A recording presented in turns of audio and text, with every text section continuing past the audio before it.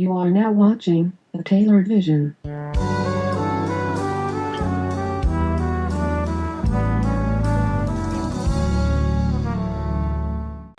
Jason Maden, designer, father, friend of hip hop, Nike employee.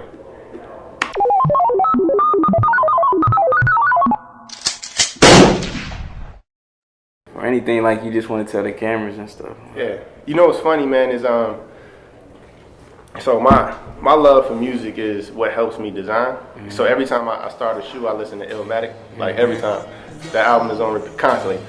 And what was crazy about it is that was another person I never met. I had never met Nas, and I was like, man, I never could go to his concerts. Never was able to afford tickets.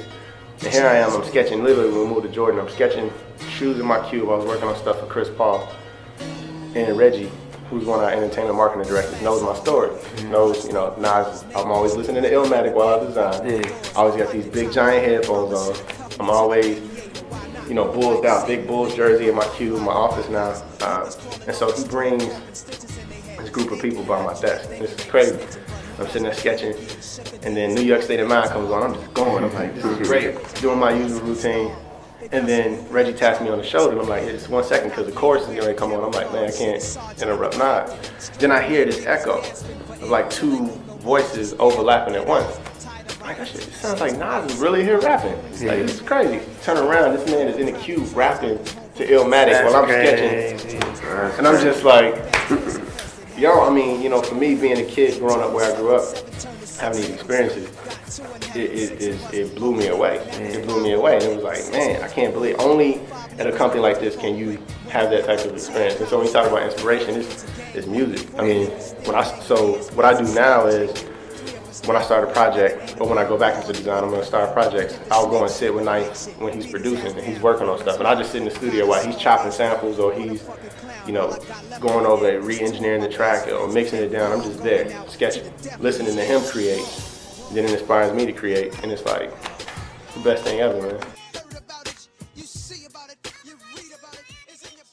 The point to persistence isn't to just be persistent, it's to be persistent in a direction. So have a plan with your persistence.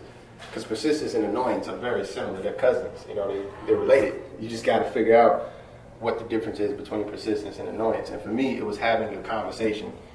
Every single time I reached out, I provided a specific nugget that added value to where I was trying to go. So it was like, hey, Nike, this is my portfolio. This is where I improved from the last time I sent this piece of mail. Or I'm reaching out to you because you have this specific skill that I need to learn that specific skill. So a lot of people are persistent, but then when they finally get you on the phone, they don't have anything to talk about because they have no plan. They just wanted to talk to you.